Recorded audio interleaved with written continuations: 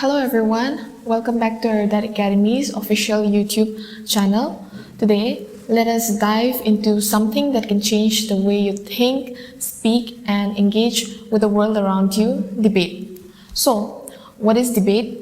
Why is it such a powerful skill?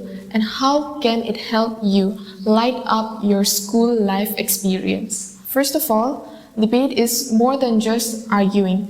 It is a form of well-structured ideas, opinions, and facts that you exchange with each other.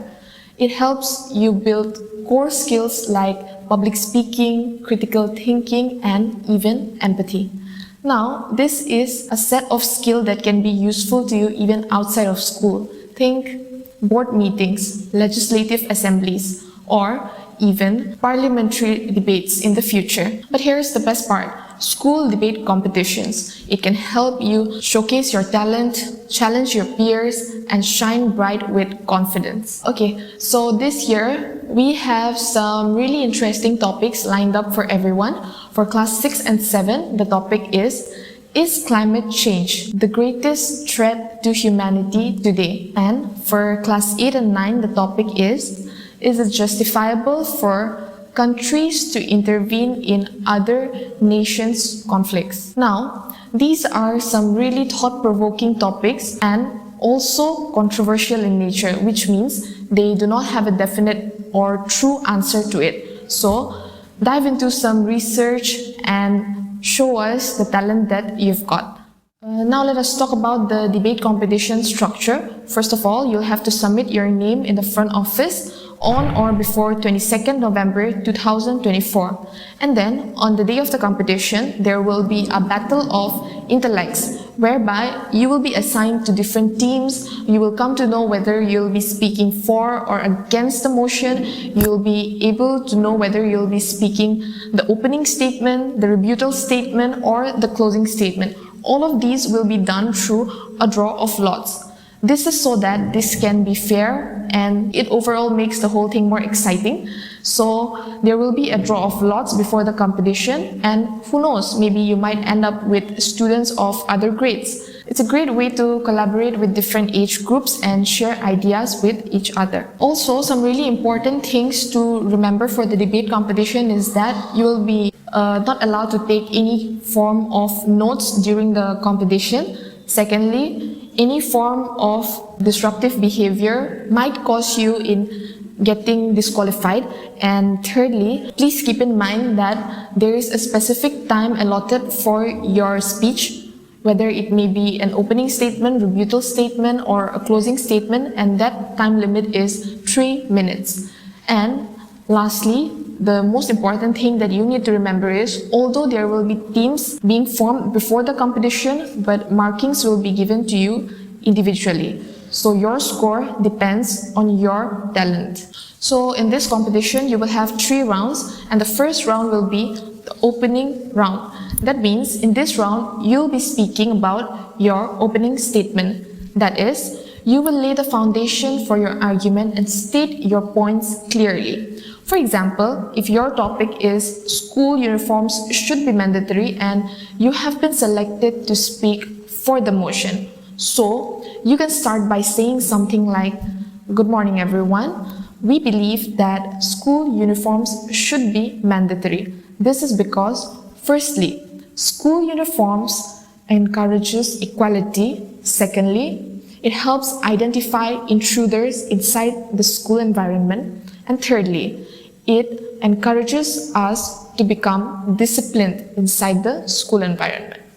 Now, moving on to the next round, that is the rebuttal round.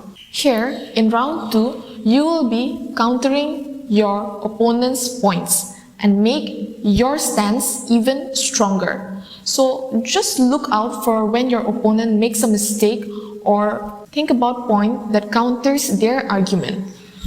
And make sure that you are being respectful while doing that. So for example, instead of saying "you are wrong," you can try, "My opponent has mentioned this, but my evidences proves otherwise." Now, for example, if your opponent mentions that school uniform discourages creativity, then how would you tackle that situation?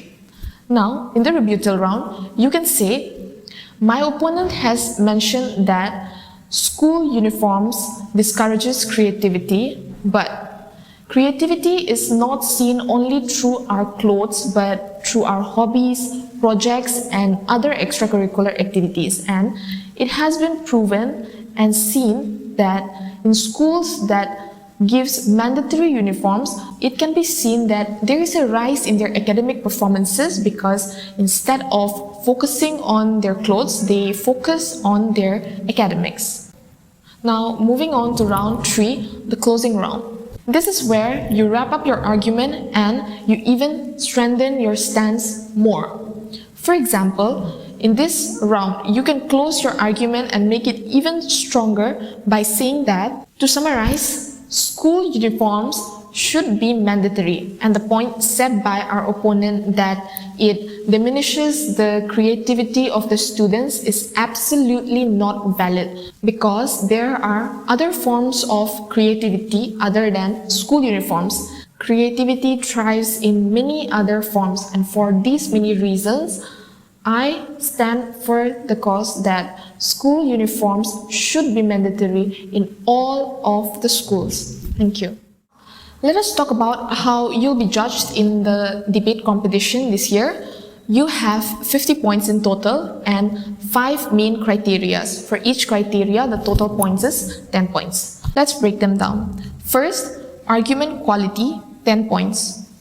You'll be judged on how clear, logical, and compelling your arguments are. Are they well developed? Do they address the opposition's points? High marks go to arguments that are solid and well thought out.